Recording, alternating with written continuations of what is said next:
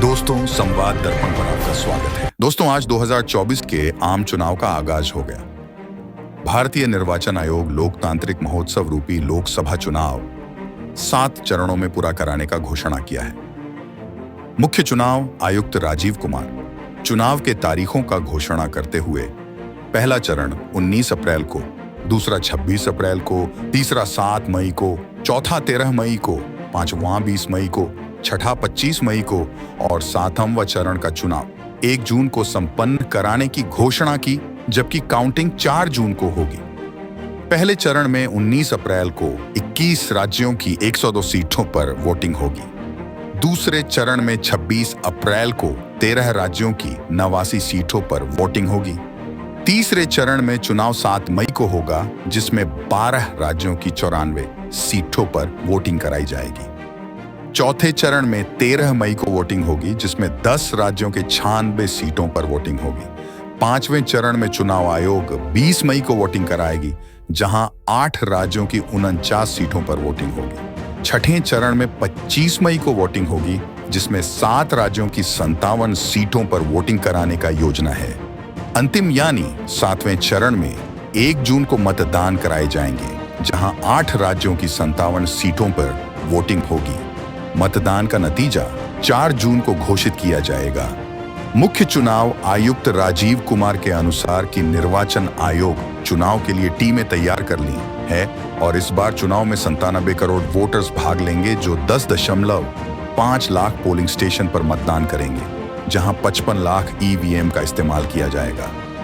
मुख्य चुनाव आयुक्त ने यह भी कहा कि तमाम बूथों पर एक जैसी सुविधा प्रदान की जाएगी, चाहे वह बूथ हिमालय के पहाड़ियों में हो या समुद्र में, यहां तक कि रेगिस्तान से लेकर बारिश वाले पूर्वोत्तर राज्यों तक एक समान सुविधा में चुनाव कराया जाएगा। निर्वाचन आयोग ने कहा कि 85 वर्ष से अधिक उम्र वाले वोटरों और दिव्यांग वोटर के घर फॉर्म भिजवाने का व्यवस्था किया जाएगा, ताकि वो घर से वोट डाल सकें।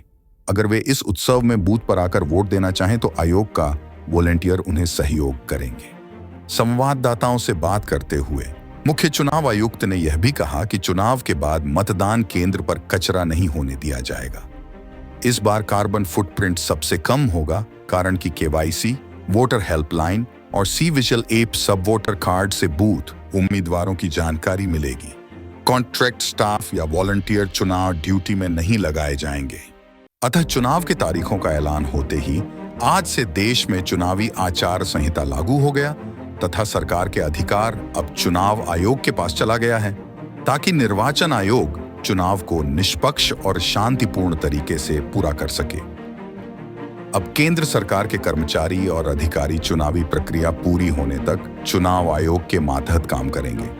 सरकार किसी भी कर्मचारी और अधिकारी का ट्रांसफर पोस्टिंग बिना निर्वाचन आयोग के अनुमति नहीं होगी। कोई भी नई योजना का निर्माण कार्य, उद्घाटन, शिलान्यास आदि वर्तमान सरकार अब नहीं कर सकती। यहां तक कि महामारी और आपदा में भी सरकार को चुनाव आयोग से अनुमति लेकर ही कुछ करना होगा। हाँ, सत्ताधारी दल अपने चुनावी हितों को साधने के लिए सरकारी हवाई जहाज, वाहन, मशीनरी, कर्मी आदि का उपयोग कुछ शर्तों के साथ कर सकती है। राजनीतिक दलों को भी चुनाव प्रचार कुछ नियम और शर्तों के साथ ही करना होगा, जैसे किसी भी धार्मिक स्थल जैसे मंदिर, मस्जिद, चर्च आदि का चुनाव प्रचार के लिए उपयोग नहीं होगा। यहां तक कि राजनीतिक पार्टियों को चुनाव प्रचार में लगाए जाने वाले वाहनों का ब्यौरा चुनाव आयोग को देना होगा तथा जरूरी अनुमति प्राप्त करना होगा। उम्मीदवारों और पार्टियों को रैली जुलूस निकालने के लिए पुलिस से अनुमति लेनी होगी तथा रात 10 बजे के बाद और सुबह 6 बजे से पहले किसी भी प्रकार के चुनाव प्रचार पर प्रतिबंध होगा। यानी आज से सरकारी मामलों में चुनाव आयोग सर्वशक्तिमान की भूमिका में होगा।